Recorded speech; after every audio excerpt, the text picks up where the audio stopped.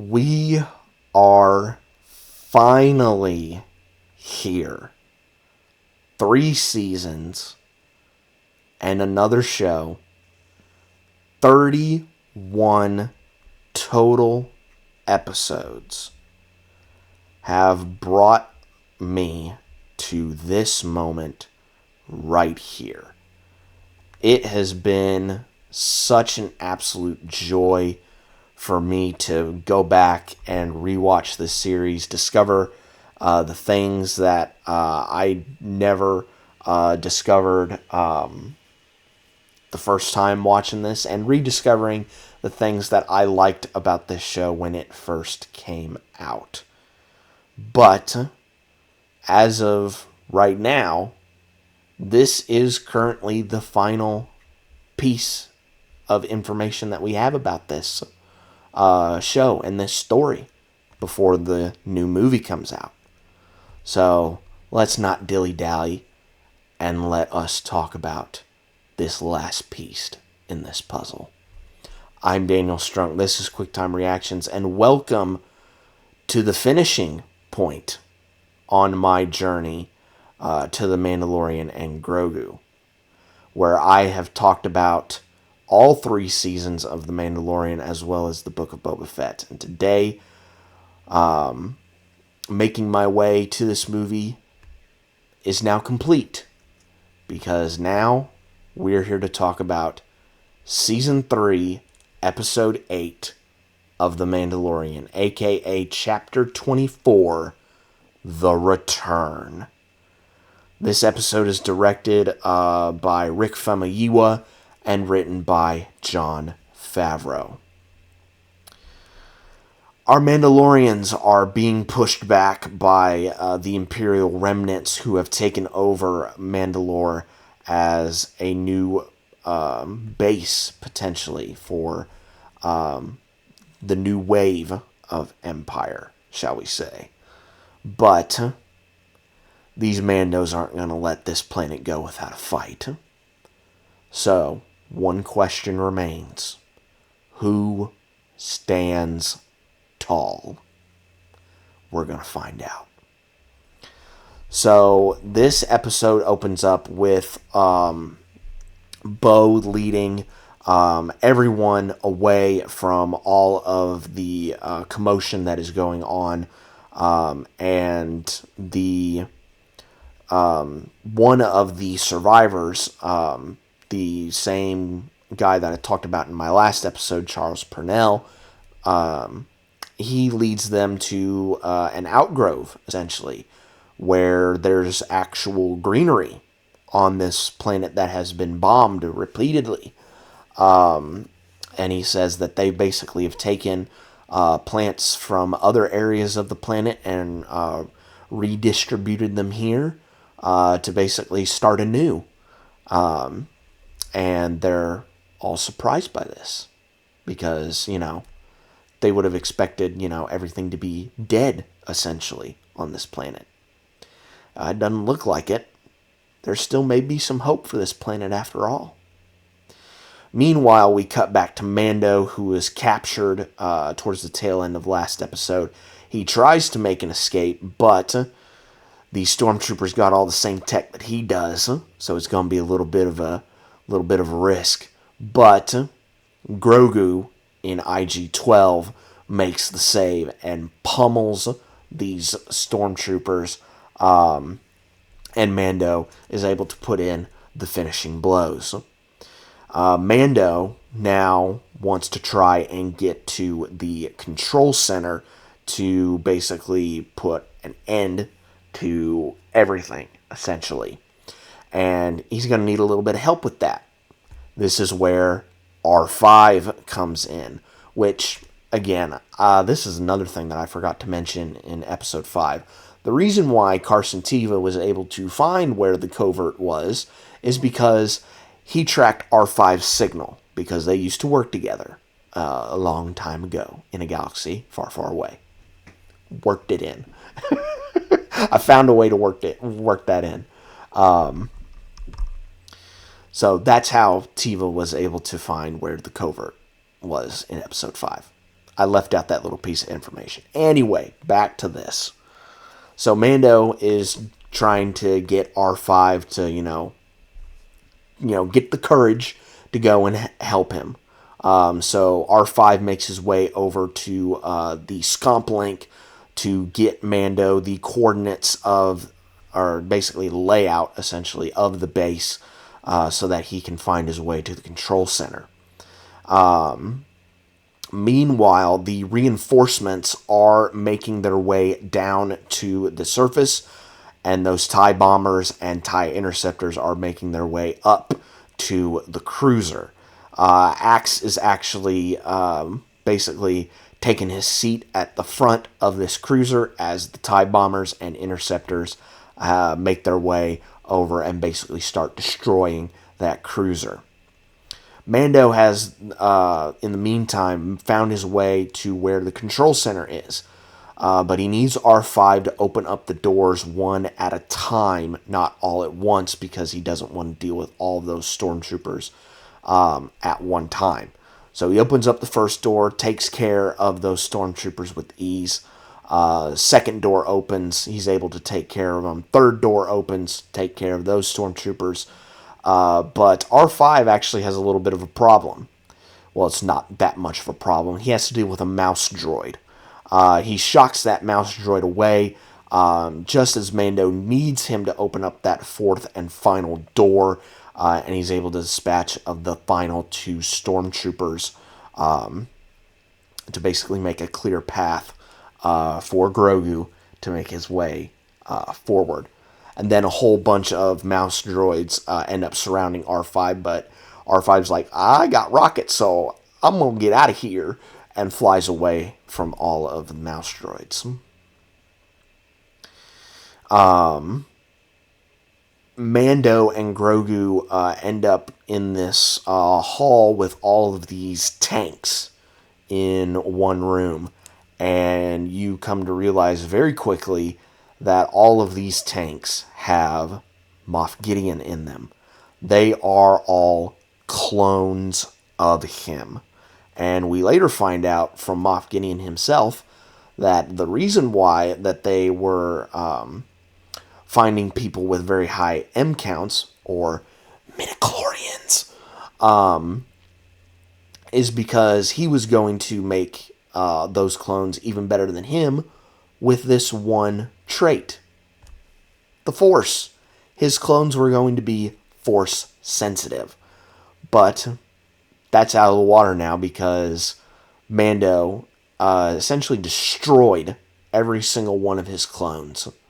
And now Moff Gideon is very, very mad at Din for doing that. And essentially now they're going to have a fight. The reinforcements now meet up with Bo as they lead a massive charge against the stormtroopers, and we have essentially two battles going on. Moff Gideon versus Mando on the runway, and the people of Mandalore versus the stormtroopers in the air. I love the shot of Bo leading them with the darksaber held out. That was so cool. All of the action in the air and on the ground in this episode is really well captured, so I have to give props to Famuyiwa and his DP for being able to do that really, really well.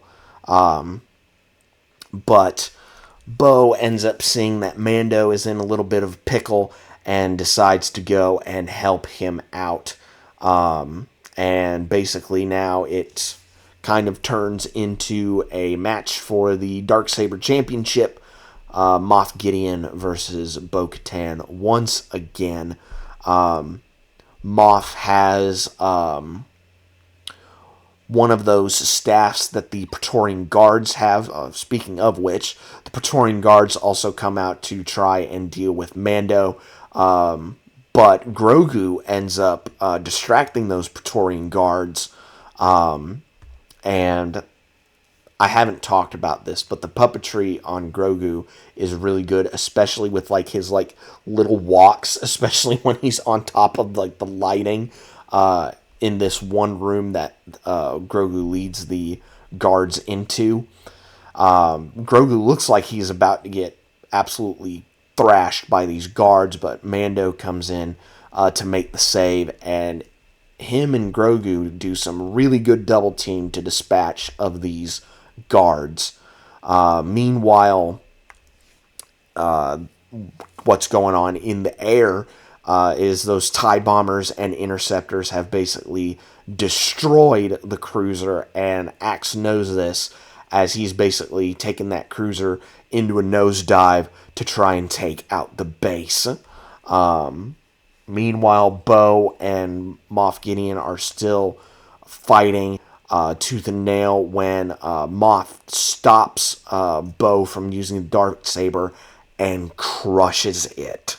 The darksaber is now no more. Moff says this, it's like, you Mandalorians are nothing without your little toys and your trinkets. Without that, you are nothing. And Bo's like, no, Mandalorians are stronger together. And that's when Mando comes back out to help even the odds against Moff Gideon. And it takes all three of them working together.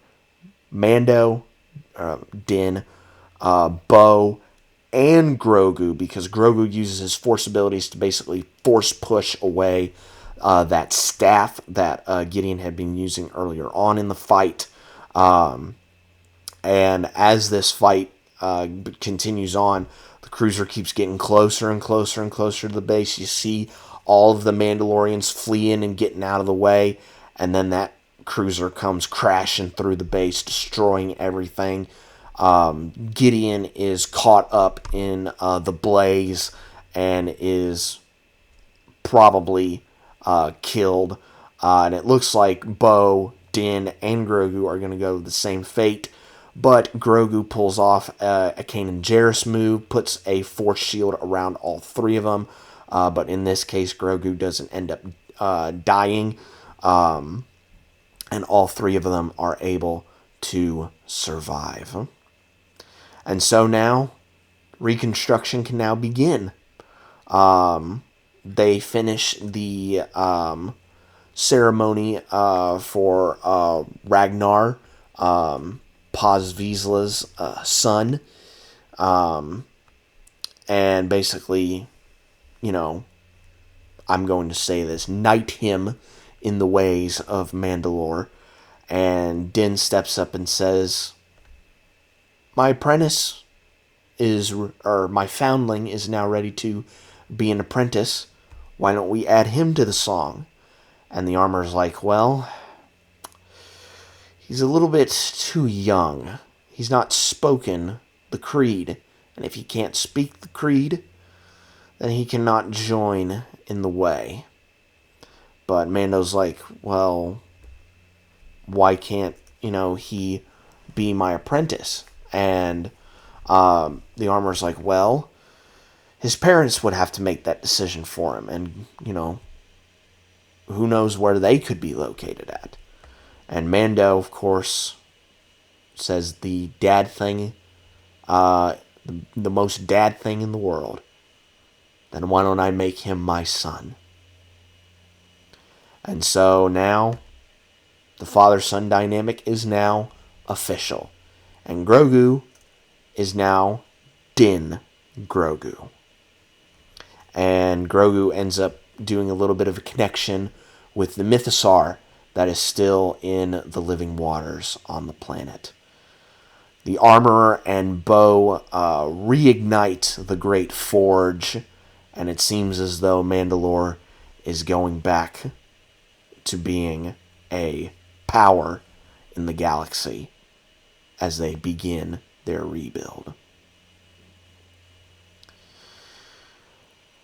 Mando and Grogu basically see themselves out, essentially, and make their way to a Delphi base, where they end up reconnecting with Captain Carson Teva. And I also do like this. In the background, you can see a man wearing a very distinctive brimmed hat. That is Mr. Dave Filoni, Trapper Wolf, making a quick little cameo here in the finale. And Carson Teva thanks Mando for doing what he did, for, taking care of Moff Gideon.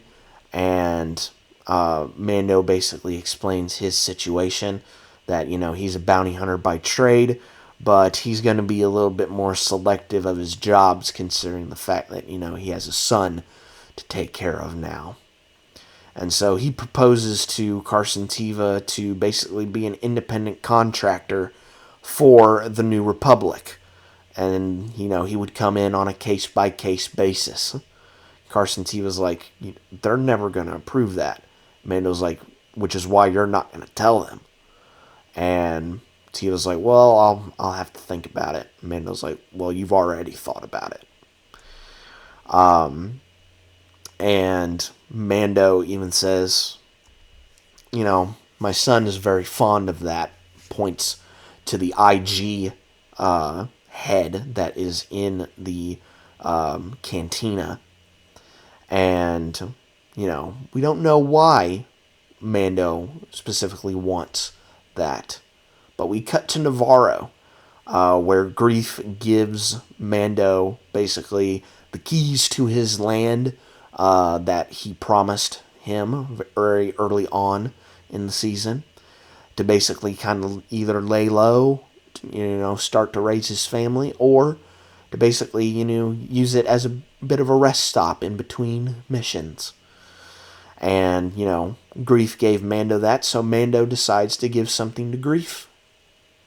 And that is a fully operational IG-11 droid to be his marshal.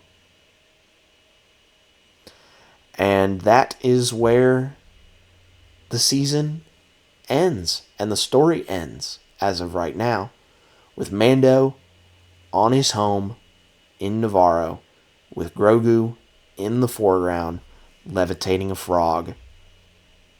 And that is where the story ends, as of right now.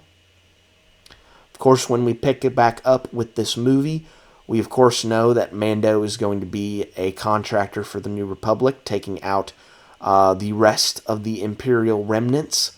Of course, he's going to be encountering quite a few more challenges than just former Imperials. He's going to be dealing with Hutts, also dealing with other bounty hunters as well, and also trying to protect his son in this upcoming movie. But there we go. My journey to this movie is now complete.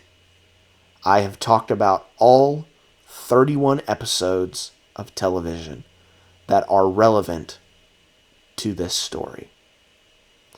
I hope you all have enjoyed this trip down to memory lane as much as I have. Watching this show again has reminded me that there is a lot of good stuff in Star Wars. Even though, many people would say that, it's not all that great and you're just, saying it because, you're just excited about the movie and blah, blah, blah. No, I actually really enjoyed going back and rewatching everything, the highs and lows of this show. And it was such a good time just going back and, remembering all the things as it happened when it was released. All those memories getting flooded back into my head. Watching all the reaction channels, all the Easter egg videos, so on and so forth. It was a really fun time to go back and relive that. But, of course, you could call it an epilogue, but we're going to see the next installment of this story. The review for Mandalorian and Grogu will actually be coming to the channel Saturday. Not tomorrow, but Saturday. Because I will actually be going to see this movie in IMAX. So, be sure to be on the lookout for that review on Saturday. But that's pretty much it for this rewatch. Thank you guys so much for being on this journey with me. Be safe out there, and one last time, always try and find a travel companion, because you never know, they might point you into a new way of looking at things. I will see you guys for The Mandalorian and Grogu.